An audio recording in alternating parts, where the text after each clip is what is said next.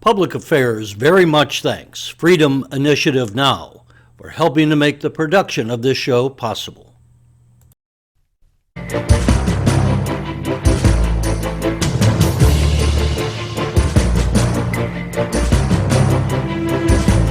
The question is, what's really behind their, what's their essence? Only because anybody can say, let's be tough on crime, right? What does it mean, and what's their background, what's their history, and can they show that they're serious about being tough on crime? Tough on crime is a bad word from the old days, but it really means treat criminals as criminals, not as victims. And Governor Pritzker and Lightfoot and that side treats criminals as victims, and you have to flip that mentality. Chicago certainly, for the big cities, is taking the lead, and something we did at Taking the lead in what? In murders.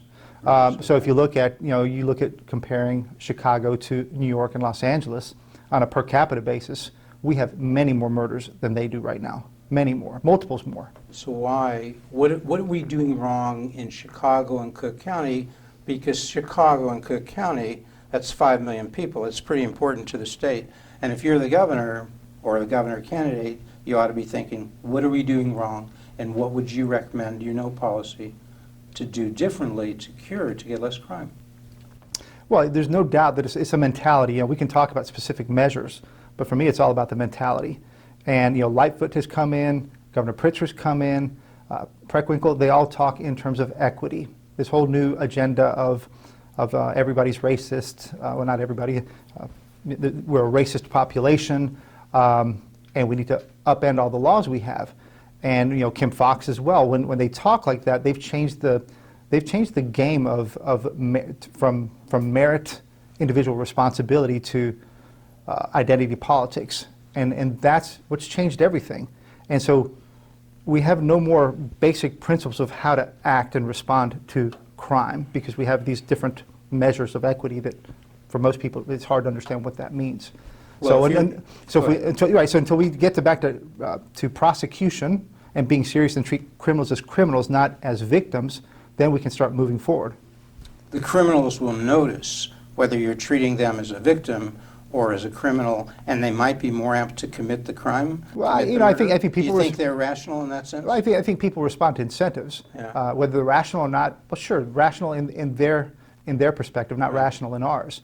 But if you can take a car and you're not going to get punished for it, if you're a 14-year-old and you're not going to get busted for it and you're going to be on the street again tomorrow, you take different kinds of risks. And so that's where we are today. So, if you can riot on Chicago and not get away with it, or you're defended for what you did by certain politicians and groups, then you've been sent a message as a person who might steal, rob. You've been sent a message that it's okay, or in some way you're not going to get punished like you would have been punished in the past. So the state's attorney of Cook County has to prosecute? No, that's what we were all saying. Is she a prosecutor? Okay, that's a good question. We're seeing that she's not prosecuting. We hear that from everybody. We need to look at more at the data from a Wirepoints perspective. We're looking at how to investigate that more. But what we know is they're not prosecuting. They're having too many crimes that are unsolved and unprosecuted. So there's that. There's a lack of prosecution, vigorous prosecution, rewarding your prosecutors, putting something up in the office, and say, by golly, this guy or woman did a good job. They convicted this guy, and he was guilty, and we got him. Yeah. Do you think that's the kind of Kim Foxx speech? Because I heard... Well, it just feels now that not prosecuting is the good thing. Is the good thing. Yeah. Okay. So it's a mentality issue, right? And it's fundamental principles of how you treat crime. What about bail? Is that an issue? It's also an issue. Yeah. Chicago? It's also an issue. All those things I think are an issue. They're all the same thing. Where's it come from? Who's doing the bail issue? Anybody? People talk about Soros and all that. I don't know if it's all... No, here in Chicago and Cook County, the judges. Well, you're back to Tim Evans. You're back to Evans, Fox, Lightfoot, Preckwinkle. They're all in the same boat. They fight and they argue, but in the end, they're of the same school, promoting the same... Preckwinkle pulls the strings? I'm not saying who pulls the strings. What I'm saying is that they're all talking the same mentality. Okay. That's why I say it's a fundamental thing. We can talk about particular laws, rules, etc., but it's the fundamental concept of leading with equity rather than leading with merit and with individual responsibility. Tim, in short, can you hold Governor Pritzker responsible for this crime wave? Should he be doing something more? Well, you can certainly hold him responsible when you think about the laws that are being passed at the state level. We had this massive criminal justice reform bill passed last year. Again, that's led by House Speaker Welch, the Black Caucus, a whole bunch of other people. Pritzker signed it. He's responsible for what the direction of how law, criminal justice is being handled in Illinois. Lightfoot has her share. Fox has her share. They all have their share. They're all complicit or involved in it. And Pritzker's one of them. Absolutely. He signed off on a lot of the reforms that everybody recognizes went way too far. I call them the reforms. They're not reforms. He signed off on it, and a lot of those things are going to be unwound, and even their own side is saying such. So if you're Richard Irvin, who's the candidate of the week running in the GOP primary, people speculate he's going to be supported by who? Ken Griffin is what Ken they speculate, yeah. Okay, so if you're Richard Irvin, what do you expect? He's been in the race for 2 weeks. If you were giving advice, what should he be saying about crime? Well, it's the advice I'd be giving to all of them, about crime. It's the same thing we just said. You're going to have to change the whole model. You don't want to be talking about defunding. You don't want to be talking about BLM and those kind of things, which some of them have said. Richard Irvin's going to have to figure out how he embraced some of those things before and what that means going forward. But you have to be talking tough on prosecution and away from having this continuous equity type discussion. It's confusing. Tough on crime is a bad word from the old days, but it really means treat criminals as criminals, not as victims. And Governor Pritzker and Lightfoot and that side treats criminals as victims, and you have to flip that mentality. So what did Illinois get in terms of a bailout at the end of the day? $42 billion? Less? More? What? There's different amounts, right? So probably state and local, there's officially $14 billion, but then you got to add up all the different numbers. $186 billion is the total amount that came to private sector, public sector, not-for-profits, et cetera. So $186 billion, and that has done has had a huge impact on state tax revenues, income tax revenues, sales tax revenues. It's what's made our states, and not just Illinois, but states across the country, flooded with cash. So is the governor right when he says, we got a great budget here, fiscal year 2023, for whatever reason? Do we have a balanced budget? Do we have a great budget? Well, we don't have a balanced budget, and we never have a balanced budget, not under the rules, let's call them the phony accounting rules that the state has always run. We haven't had a balanced budget in decades. But more important to this moment and to Governor Pritzker saying that he balanced the budget, that we didn't need federal money to do it, that his administration did it. The reality is, and the honest point is that this budget is balanced only because, balanced, I put it between quotes, because we received hundreds of billions in federal aid. That's the only reason that the numbers are, why the coffers are full right now. And Governor Pritzker should not be taking any credit whatsoever, because you will not find anything he's done to make Illinois' numbers better. The only thing that he did, and the legislature did, was they passed a $650 million tax hike on corporations last year. That's the only revenue-producing thing he's done. The rest of his actions have been to lock down the state. The others have been to raise pension benefits, provide more salaries for AFSCME. There's nothing positive that I would say that he's done this past 2 years to improve the state of the state. And that's what the that's what the Republicans who are running against him should be saying, what you just said?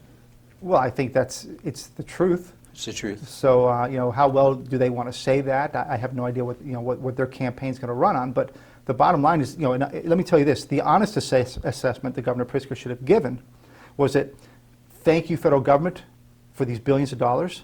By the way, we're going to have to pay the price at some point for all that money, right? Through inflation, which we're already paying, through higher taxes at the federal level. That federal money was not free. So don't think when I say thank the federal government that that's a positive. It's not. It's a wrong thing to do to begin with. However, that money did fill the coffers of the state. So an honest assessment by Governor Pritzker would have been, we thank the federal government for the cash flows.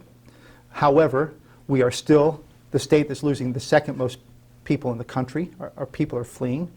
Our credit rating is still the worst in the country. We're 2 notches away from junk, according to Moody's. However, we still pay the second highest property taxes in the country. We still pay the second highest gas taxes in the country. what else is wrong, right? We have the worst pension crisis in the country. That's what the honest assessment would have been, and then he would have said, and we're going to have to take those things seriously and pass major reforms. But that's not what we got. Instead, we got a celebration from the governor. He said that he balanced the budget on his own with his administration, that the federal government support wasn't what made the numbers work, and here we are. The Democratic base in the state, what are the leaders, in that legislature? What do they want to hear? They're the base, aren't they? They mimic the same thing. If you look at many of them, they're mimicking what Governor Pritzker says. They're all stuck in a system where they benefit from it. The political elite, if you want to call them that, they're all benefiting from the system. The public sector unions are benefiting from this. They've got a system that pays them handsomely. They keep getting reelected. They have super majorities in both chambers. It's a system that works for them. It doesn't matter if it doesn't work for the normal people. So they are trying to perpetuate this good that they claim they have. But the bottom line, I think, is that the average Illinoisan right now says it's too expensive to live here. There aren't enough good jobs, and my government's corrupt. And that's why we lost 114,000 people in population in 2021. Second largest population loss in the country. Is jumping ahead, you've sort of given people who are running, the governor candidates on the Republican side, you've given them a path to victory, some would say. Would that be right? Well, I wouldn't say that, Jeff. I'm just saying what's happening in Illinois. I mean, and if Republicans can't grab that, if there's an opposing Democrat, if they can't grab these bad news and run on them and say, I want to change them, I'm not going to raise your property taxes, or I'm not going to raise your, or I want to lower your property taxes. I want to reform the pensions. I want to make sure that these collective bargaining laws that are so empowering for the unions and so disempowering for ordinary people, I want to flip that situation around. There's so many things that you could run on. And I'm going to treat criminals like criminals, not like victims. I'm going to say that schools are for kids, not for the unions. Right? We've had the teachers' unions control the last 2 years of school openings and mandates, and the parents are just whipped around. How do we get into a backward situation? We need to flip that, give power to the people, and remove the power from the unions, the public sector unions I'm talking about. Can you run against the unions? Do you think, some people say Illinois is a labor state. If you're a Republican, you run against the unions, you're going to lose. You've heard that. Because a lot of Republicans vote the labor way, right? They vote with the Democrats on this, don't they? Well, that's correct. In the state Senate, in the state That's correct, House. Jeff, and you're hitting a very important point, is that the Republicans think that because it's such a labor state, and it's been a public sector labor state, that they feel like they have to line up with the same arguments as the Democrats. So, you're in a state right now where you have a hard time differentiating between the Republicans and the Democrats. And the Republicans think that every time they have to give in and somehow have a seat at the table, if you want to call it that, or make the tent bigger, they start to sound and look like the Democrats. And there's no differentiation. And it's why the Republicans are now, how many senators are there? You can't even count them. I think, it's 41 to 18 in the state Senate. There you go. So 18 Republican 18. senators, 41 So, Democrats. I suggest telling the truth. I suggest tell the people what the realities are, show how people are leaving the state. All you need to do is look at housing values, look at housing stock, drive around Peoria, drive around Decatur, go to Harvey, that's a different story, but drive around your Decaturs and your Peorias and look at the housing stock. It doesn't look like people are investing in their homes anymore. It looks like they're ignoring the value of their homes. People are moving right over the border. It's so easy to move to Indiana. It's easy to move to Missouri. It's easy to move to other states. Indiana, it's so easy. Why won't they invest in their homes? Well, look, if your property tax is the highest or second highest in the country, why would you spend $20,000 and $30,000 into a home, right, where you're never going to get that money back? You're just not, especially if you know your neighbors are moving. Why would you ever put money into a house that you won't get it back? So people stop investing, and their home values go down, and then you get into that spiral. And I argue those cities are in that spiral right now. So the property taxes in Illinois are way too high? No, the second highest in the country. So Gary Rabine, just to pick a candidate, others might agree with him, he says let's have a property tax cap, 1% of market value, no higher. Is that a good solution? California has a cap, Indiana has a cap. I'm not huge on caps, and I'll tell you why. I'm huge on actually reforming the actual problem. The cap is like is trying to solve a problem, but you didn't go to the core.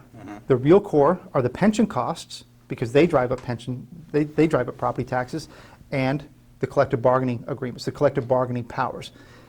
If you put a cap on something, but then you don't change the laws that drive the cost will keep bubbling up everywhere else, and you'll have new taxes. California has all kinds of taxes. Indiana created new taxes when they put on this cap. What you need to do is solve the underlying problems, reform pensions, and take away so many of the powers of the unions. Illinois is only one of 13 states that allow strikes for teacher unions. Okay, that gives them all kinds of power to strike whenever they want. None of our neighbors allow that. Why do we? The teachers. The teachers. We give only the teachers. Do we give fire and police? No, fire and police can't strike by law because of the So role. only the but teachers. No, but there's an important point. Okay. But they are allowed, if the police and fire unions are not happy, they can force arbitration. So if they don't like what their mayor is proposing or their city council is proposing, they can say, nope, we're not accepting it, we're going to arbitration, we're going to bring in an outside, unelected arbitrator to help us decide this. And that never goes well. And so you know what mayors do? They don't want to go into arbitration. They don't want to have a fight in the public. So they give in and give bigger benefits. And this is part of the problem we have in Illinois, that our cities are too expensive for the people that live there. So you need legislation, is that what you need, that changes the law so you don't go to arbitration, mandatory arbitration Correct. for fire police? Right. You can do that in the legislature, you think? Absolutely. And you do the same thing for strikes. So let me give you the exact opposite. Remove the striking power for teachers. That's right. So let me give you the exact opposite.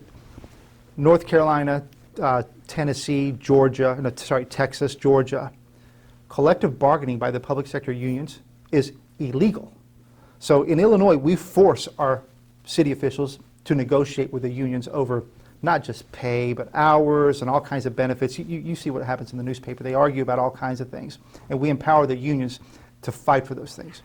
Well, in Texas or Georgia or Carolina, those governments are not allowed to negotiate with the public sector unions, or I should say teacher unions for sure for those. So guess who's in charge, or guess who's got more power in Texas or Georgia? It's the ordinary resident. Those legislatures prioritize the residents over the unions. We do the exact opposite. We prioritize the unions over the residents. Guess who's winning people? Guess who's winning population? Those kind of states. States where the people have the power. And guess who's losing people? California, New York, Illinois, New Jersey, the ones that empower the unions. We got the wrong model. Our neighboring states are gaining at this outmigration that Illinois is losing. Yeah. Is that what you're saying? Yeah, we lose people.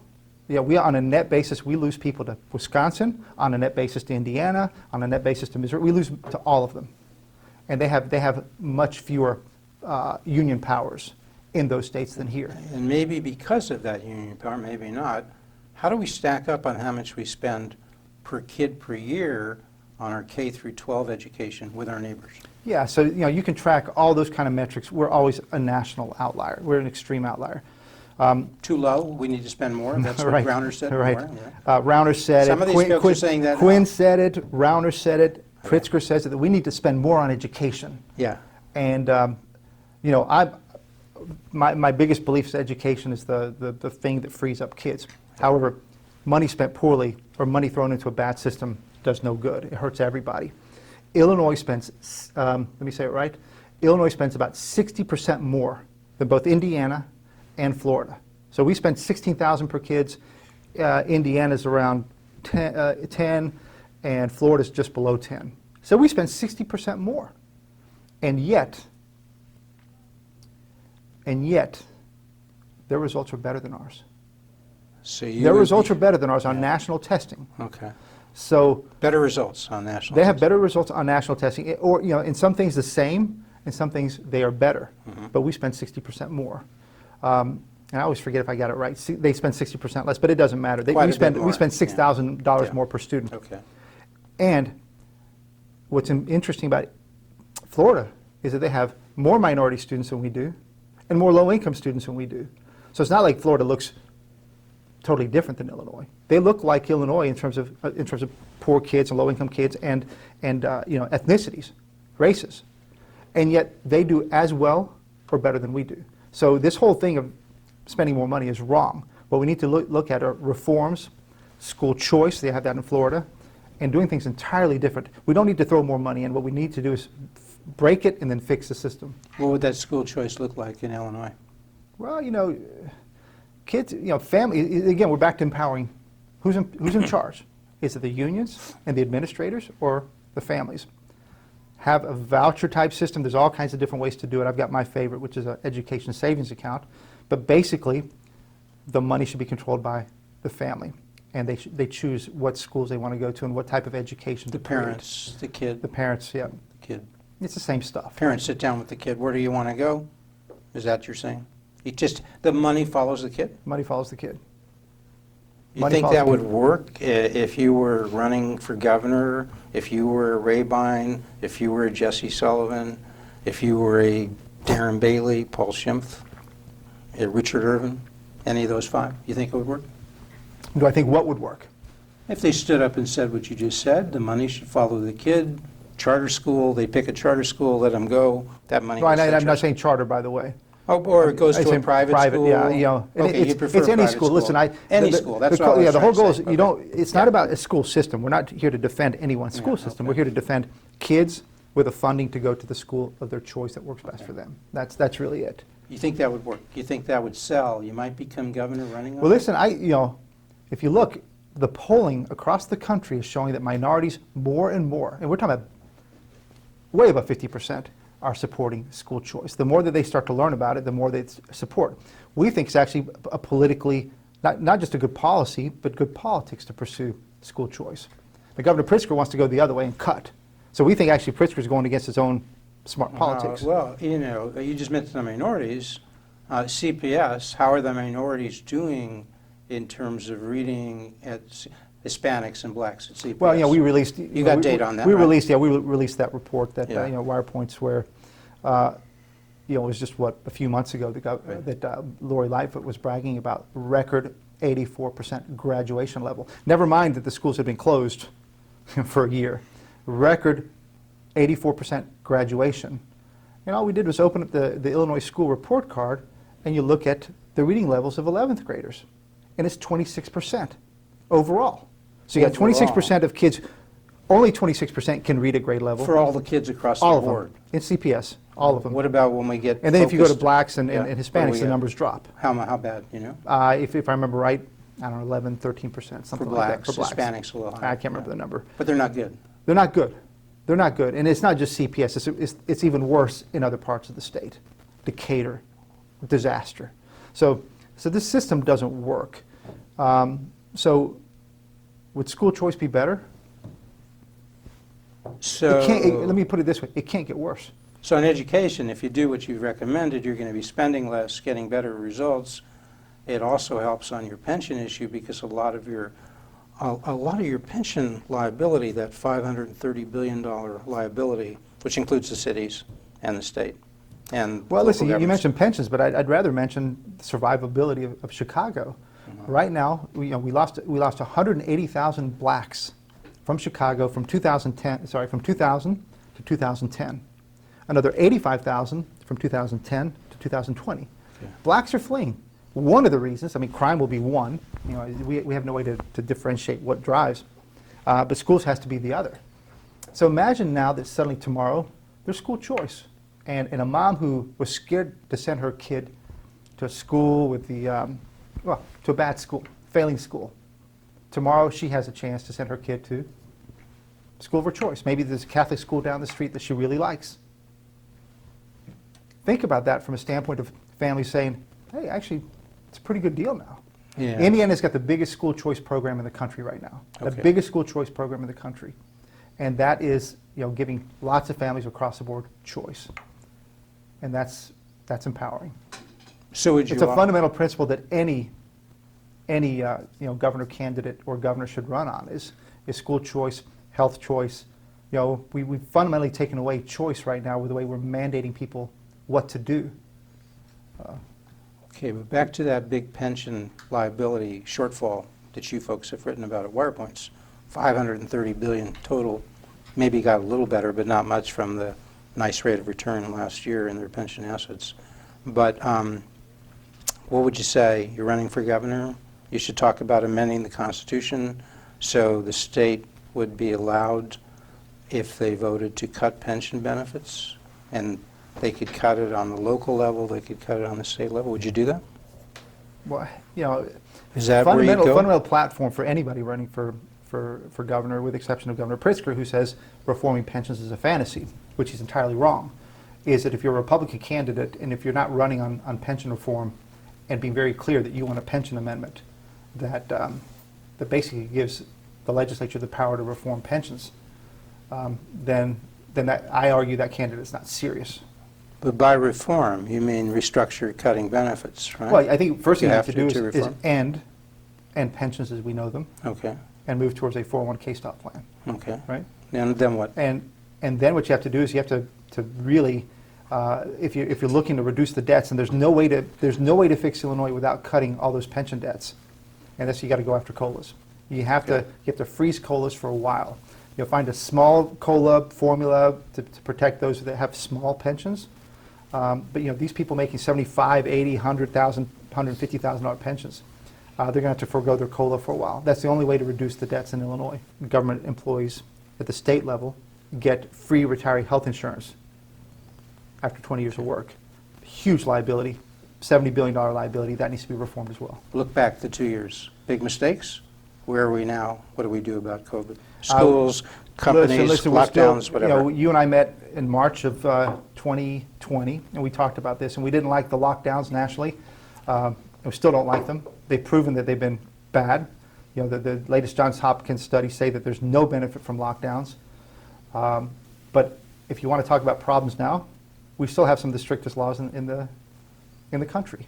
Right? We still have we're one of just 13 states to have, sorry, one of 11 states to have a statewide mask mandate. And if you look at the map of the country, Illinois is the only one that's smack in the middle of the country that has mask mandates, and the rest of them are on the east and west coast. So we're behaving like a coastal state. Nobody else has them. Our mask mandates in schools are proving very unpopular. You're starting to see people on both sides of the aisle totally fed up with it. They need to go. We had a good court ruling recently. We'll have to see where that appeal goes there. But we continue to mandate everything. It's still main point. Governor Pritzker is still running the state with an executive order when it comes to COVID. So we're talking about almost 2 years of executive orders. That's a sin in anybody's book when you talk about a democracy and about the requirement of a legislature to run the state. They refuse to run the state. They've given Pritzker all the power. He's taken it wrongly. He should be giving it back to the legislature. So we're at, I think, an absolute failure still. So at least try at the end. We didn't do it at the beginning. Focus on the problem of pre-existing conditions. If you don't have pre-existing conditions and you're not elderly, is there much of a risk to COVID? No, I mean, if you look at the numbers, right, no. You have an extremely low risk. Right. It's all about the elderly and the comorbid. And if we'd originally done our policies around them and let the rest of the economy and people take care of themselves, be smarter mitigations, we'd be far better off. So open up the schools at least now. Don't close them. Don't go remote. Concentrate on those two groups we said, especially the comorbidities. That's right. Kids are pretty safe. Kids are extremely safe. If you're going to have a policy, back it up with data and let everybody see it and let everybody debate it and have a good, healthy debate. And he's destroyed that. You know, a key part of science is great debate among everybody. All right, Ted, come on back often and quick.